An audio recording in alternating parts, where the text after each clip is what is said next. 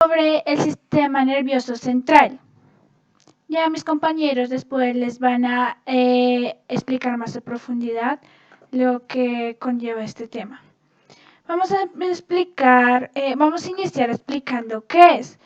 El sistema nervioso central es una estructura compleja que poseen los seres humanos y animales que se encarga de procesar nuestros pensamientos y toda la información que obtenemos a través de los sentidos.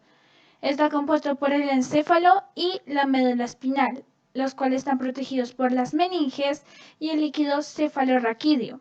Forma parte del sistema nervioso encargado de recibir y emitir señales de estímulo en todo el cuerpo, junto con el sistema nervioso periférico, compuesto por nervios sensitivos y ganglios que se conecta con el sistema nervioso central. Pues el sistema nervioso periférico lleva las señales desde los sentidos hasta el sistema nervioso central, o sea que dependen uno del otro.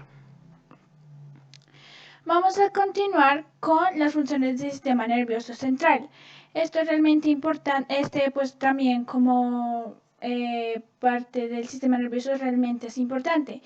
En esto se llevan a cabo los procesos mentales necesarios para comprender la información que recibimos desde el exterior.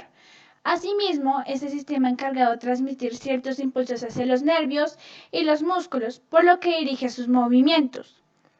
De esta manera, el sistema nervioso central se vale de las neuronas, sean las sensoriales o las motoras, del encéfalo y la médula espinal para provocar las respuestas precisas a los estímulos que el cuerpo recibe. Por ello, se puede cambiar de conductas, incluso tomando en cuenta las experiencias pasadas. La importancia del sistema nervioso central está en la capacidad de controlar las funciones corporales, de desarrollar conocimientos, aprendizajes y distinguir emociones, entre otros, especialmente desarrollados por el ser humano. Es decir, el sistema nervioso central nos permite reconocernos como individuos, ser conscientes de quiénes somos, de qué hacemos y sentimos. Por eso esto es tan importante y eso es lo que lo diferencia del sistema nervioso periférico.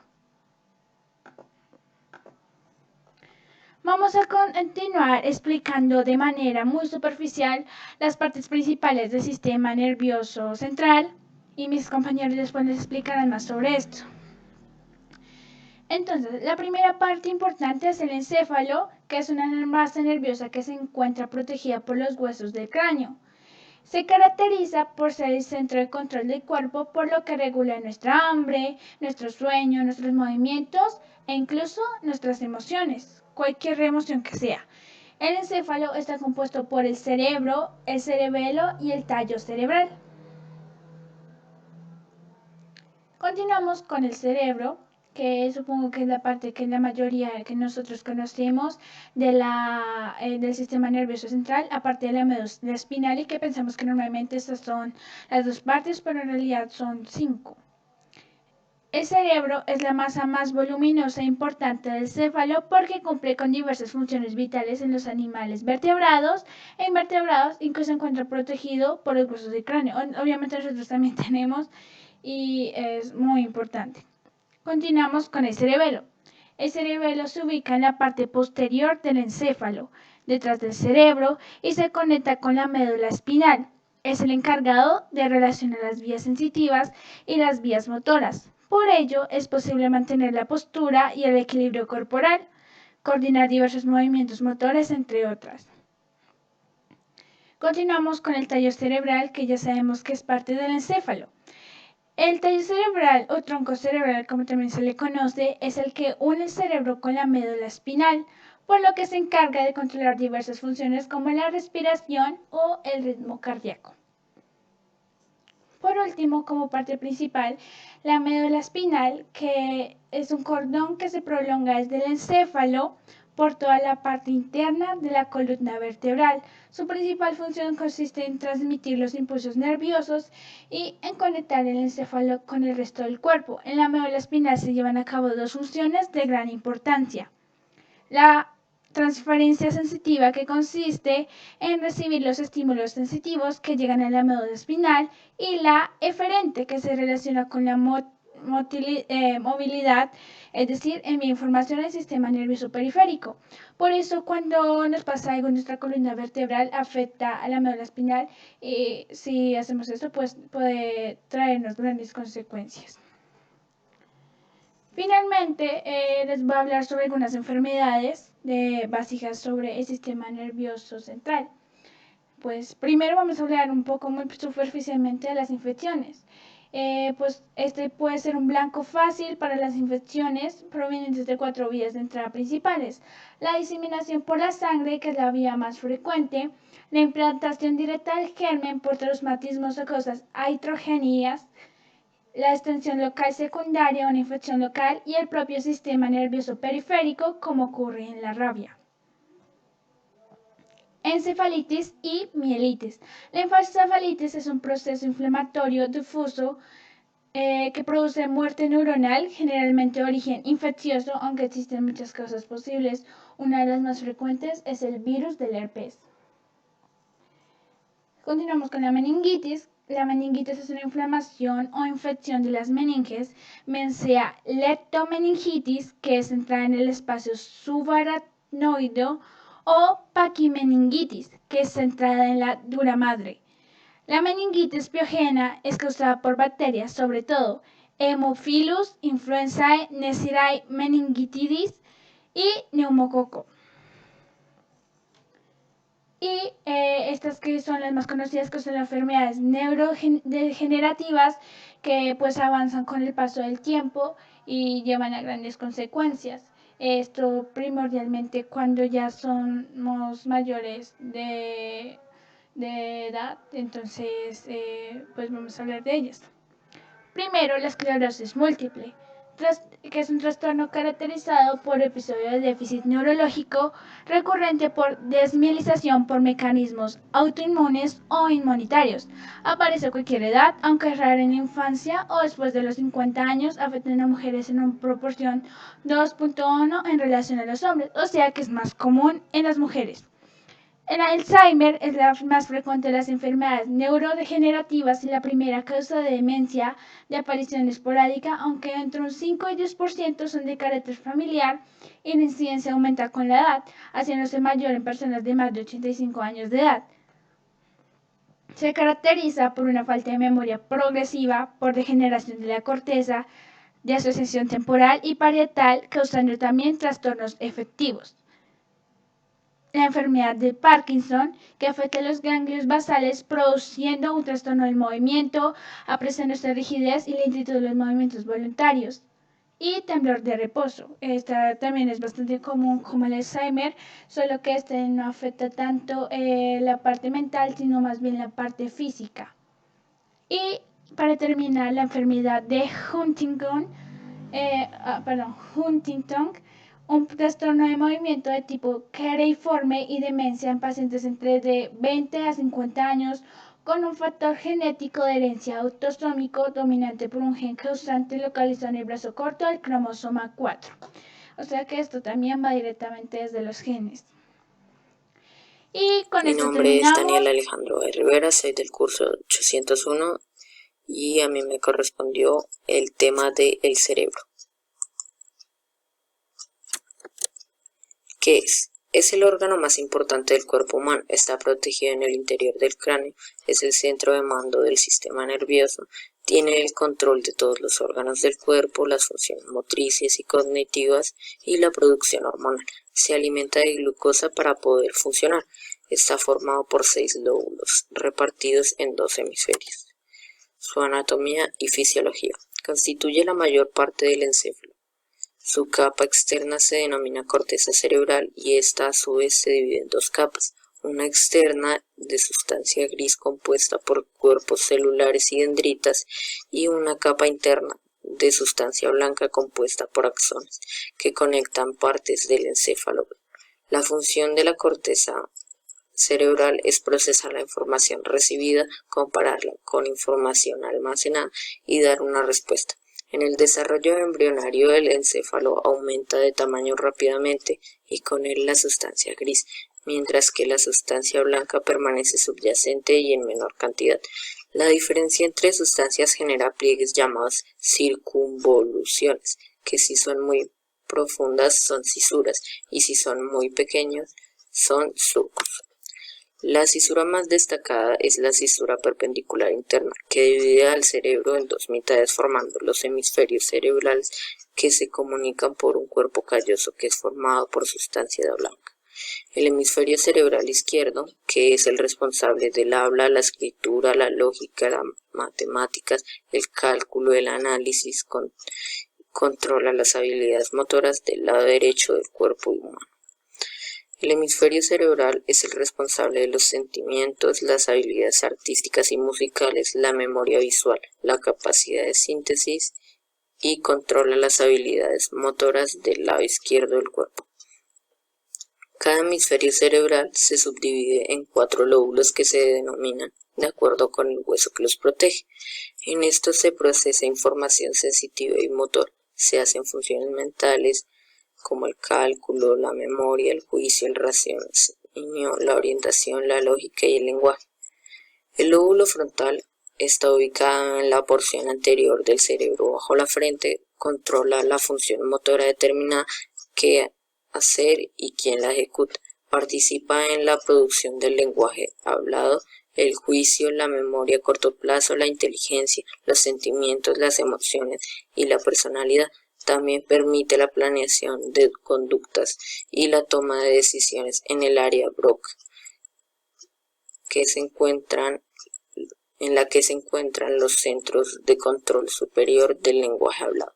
El lóbulo parietal se ubica en la parte media superior del cerebro y su función es procesar la información sensorial y espacial, también del conocimiento de los números y sus relaciones.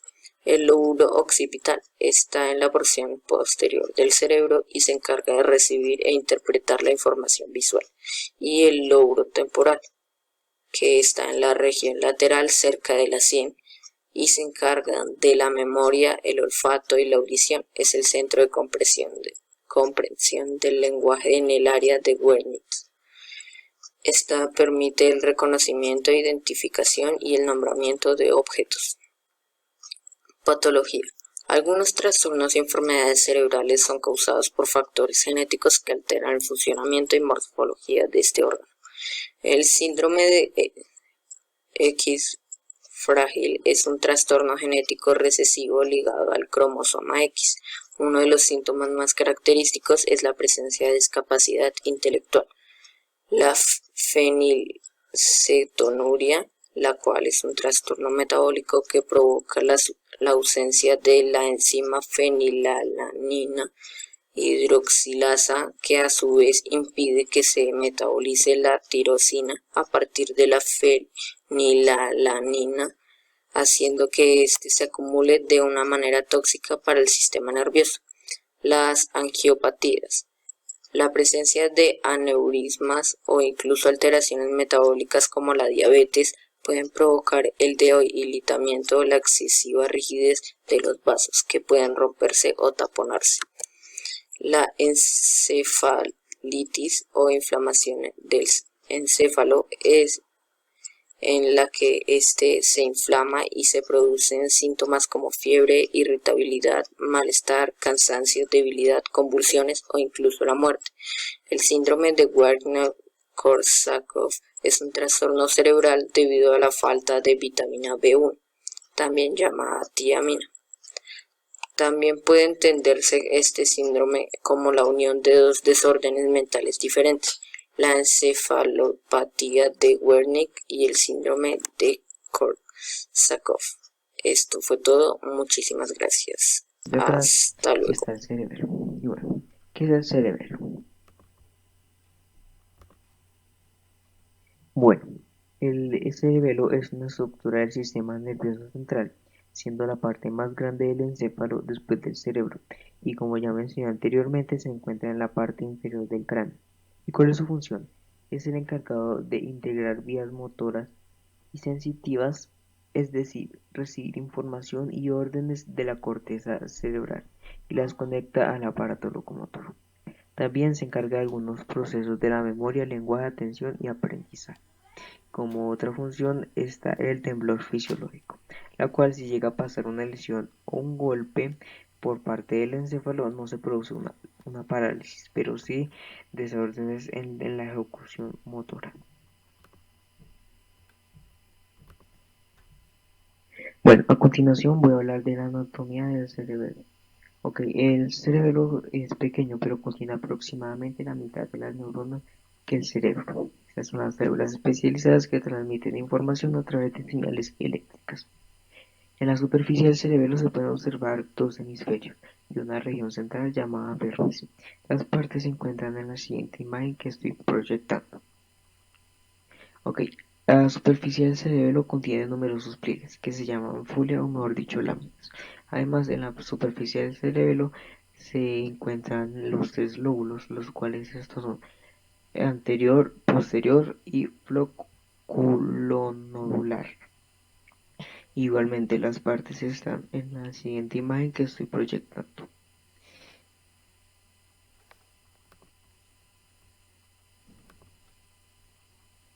Ok, la mayor parte del cerebelo está compuesta por una sustancia gris que se encuentra en la corteza cerebelosa y esta a su vez rodea la sustancia blanca. Acá abajo a la izquierda está la imagen con todas las partes de la sustancia gris. Ok, la sustancia blanca. La sustancia blanca está compuesta principalmente por las prolongaciones axónicas con mielina y tiene la función de transportar la información nerviosa y se encuentra en la parte interna del cerebelo. Okay, y acá igualmente muestro las partes la imagen está arriba a la izquierda de todas las partes de la sustancia blanca.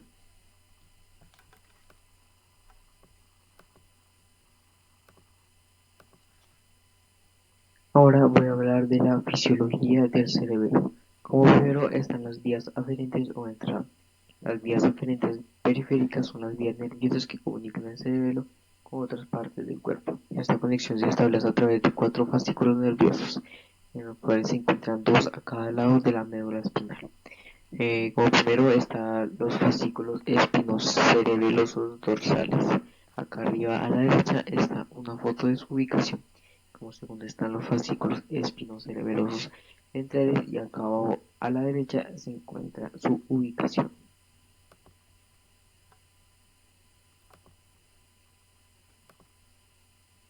Como consiguiente están las vías eferentes.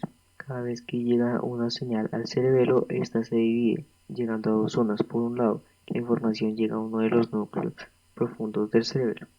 Por otro lado, llega también a la zona de la corteza que se corresponde con el núcleo. Desde ellos es de donde parten las señales de salida hacia otras zonas del encéfalo. Uno de los circuitos es el encargado de controlar el equilibrio y la postura del cuerpo. Un complejo circuito que coordina las contracciones entre músculos que realizan el mismo movimiento y realizan movimientos opuestos. Una vía que regresa a la corteza cerebral y que contribuye a coordinar la serie de patrones de motor, mejor dicho, caminar. Y por último está el cerebelo y aprendizaje.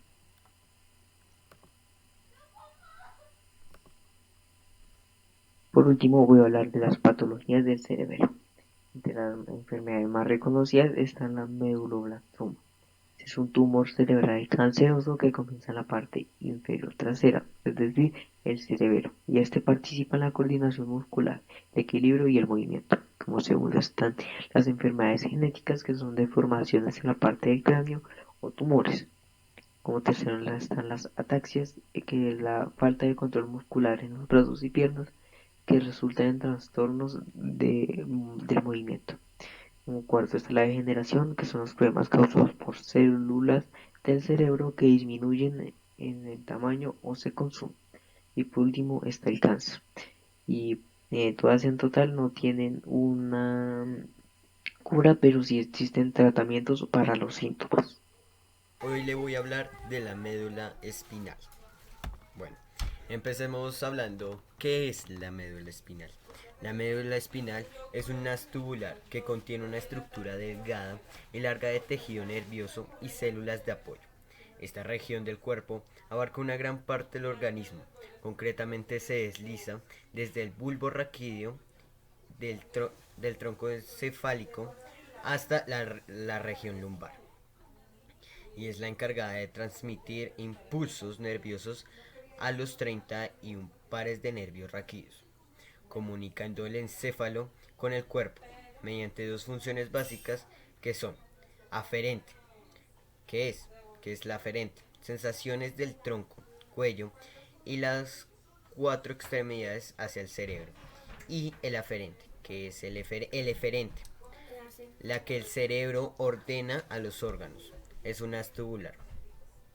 Ahora hablaremos de la anatomía. La médula espinal posee dos elementos, su anatomía externa y su anatomía interna. Hablaremos primero de la anatomía externa. Esta hace referencia a las cualidades de las regiones superficiales de la médula espinal, mientras que la interna hace referencia a las estructuras y sustancias que alberga la médula espinal en su interior. Bueno, profundizaremos la externa. Ahora hablaremos de la parte externa. Esta contiene dos caras. Estas dos caras se dividen en la cara interior y la posterior. La cara anterior contiene en su línea media un surco medio anterior, la cuales son orígenes aparentes de las raíces nerviosas, motoras o eferentes de los nervios espinales. La posterior, los cuales corresponden a los orígenes aparentes de las raíces nerviosas sensitivas de los nervios espinales. También en la parte exterior encontramos membranas. Estas están divididas en tres, que son la pía madre. Su función es la proteger el encéfalo como la médula espinal. La aracnoides. Su función es la misma que la pía madre, o sea, proteger el encéfalo como la médula espinal. Y la dura madre. Ahora hablaremos de la parte interna, formada por sustancias blancas y la sustancia gris. Profundizaremos qué es la sustancia gris, compuestas por cuerpo de neuronas y células de sostén. Ahora profundizaremos la sustancia blanca. La sustancia blanca es la que rodea completamente la sustancia gris. La sustancia blanca está formada por axones. Ahora, la fisiología. A lo largo de la médula espinal están conectados 31 nervios espinales. Están compuestos por un núcleo de sustancias gris donde se encuentran los cuerpos neuronales, que a su vez está rodeado de sustancia blanca donde se encuentran los axones. Curiosamente, la distribución de la sustancia gris y blancas en la médula espinal es la opuesta a la del cerebro. Ahora hablaremos de la patología. Hablaremos de la mielitis transversa.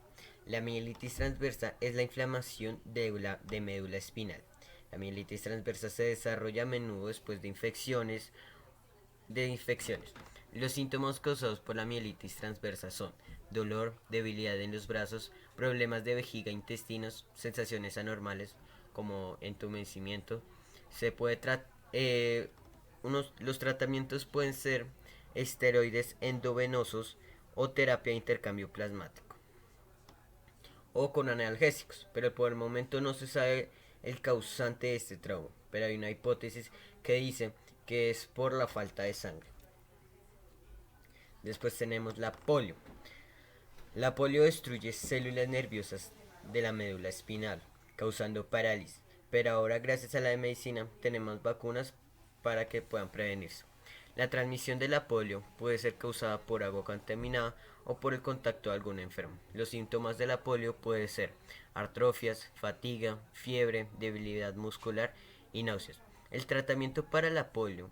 Entre los tratamientos tenemos analgésicos, fisioterapias, cuidado personal y consumo de antibióticos, que pueden ser antiinflamatorios. Ahora pasaremos a las enfermedades autoinmunes. ¿Qué son las enfermedades autoinmunes? Es cuando el sistema nervioso no ataca a los órganos, causando daños a largo plazo.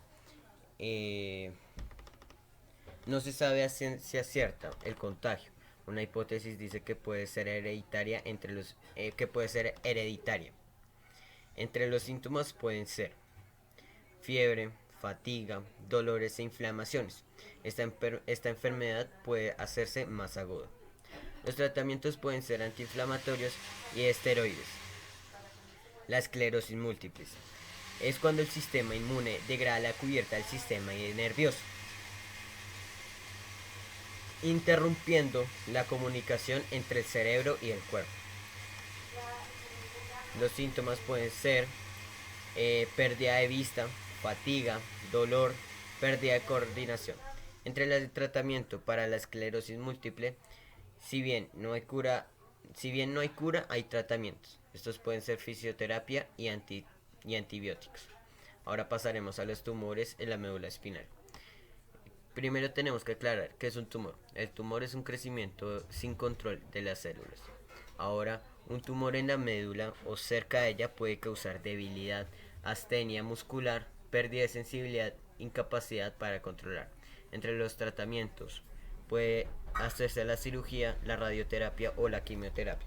Pero esto es muy difícil ya que se encuentra en un lugar muy sensible y podría causar, si un doctor no es especializado, podría causar grandes daños. Y gracias por escuchar la presentación. Y acá les dejo las bibliografías. Muchas gracias. Y ahora los dejaré con mi amigo Joel. Buenos días. Bueno, a mí me correspondió el tema de bulborraquidio. Soy el Nicolás Briceño Garzón del curso 8.1, primero que todo. Y pues a mí, como ya lo había dicho, me corresponde el tema de bulborraquidio. Entonces vamos a hablar comenzando por las generalidades. El bulbo raquídeo es el más bajo de los tres segmentos del tronco del encéfalo, situándose entre el puente troncoencefálico y la médula espinal. Presenta la forma de un cono truncado de vértice inferior, de 3 centímetros de longitud aproximadamente. La fisiología. Está situada entre la médula espinal y la protuberancia, como lo dije anteriormente. El bulbo raquídeo constituye en realidad una extensión en forma de pirámide de la médula espinal. Los impulsos entre la médula espinal y el cerebro se conducen a través del bulbo raquídeo por vías principales de fibras nerviosas tanto ascendentes como descendentes. También se localizan los centros de control de las funciones cardíacas, vasoconstrictoras y respiratorias, así como otras actividades reflejas, incluido el vómito. Y las lesiones de estas estructuras causan la muerte inmediata. Ahora la fisiología, pero pues más específica. Centro respiratorio, que en las neuronas que salen desde allí controlan la inspiración y la expiración. Es una lesión en este sitio, pues puede causar una muerte por asfixia. Y el centro cardíaco. Modela el ritmo cardíaco, como su nombre lo indica. Su acción es importante para mantener la presión sanguínea y esta actúa sobre altas concentraciones de dióxido de carbono. La anatomía. Para el estudio de esta vamos a dividirla en tres tercios. El tercio inferior, donde se encuentra la decusación piramidal, el tercio medio, donde sucede la decusación de tipo sensorial, y tercio superior, donde se hallan las olivas vulvares. Ahora vamos a ver patologías de esto.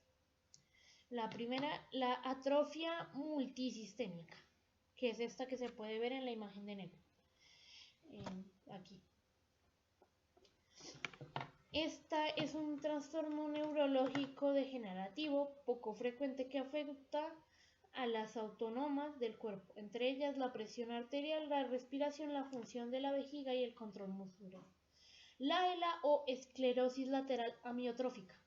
La esclerosis lateral amiotrófica o ELA es una enfermedad de las neuronas en el cerebro y el tronco cerebral y la médula espinal que controlan el movimiento de los músculos voluntarios. Esta enfermedad también es conocida como la enfermedad de Lou Gehrig y pues este es Stephen Hawking, que pues consideraría yo que es el paciente más famoso, que es la persona más famosa que ha tenido pues esclerosis lateral amiotrófica. Y pues el cáncer del bulbo raquídeo. Es un tumor que se disemina libremente por la protuberancia y a menudo se extiende al mesencéfalo, al bulbo raquídeo o a otras áreas adyacentes al cerebro. Estos suelen ser tumores de grado alto, son muy agresivos y contienen células de aspecto normal. Entonces, pues muchas gracias. Espero que les haya servido y pues nos vemos en una próxima oportunidad.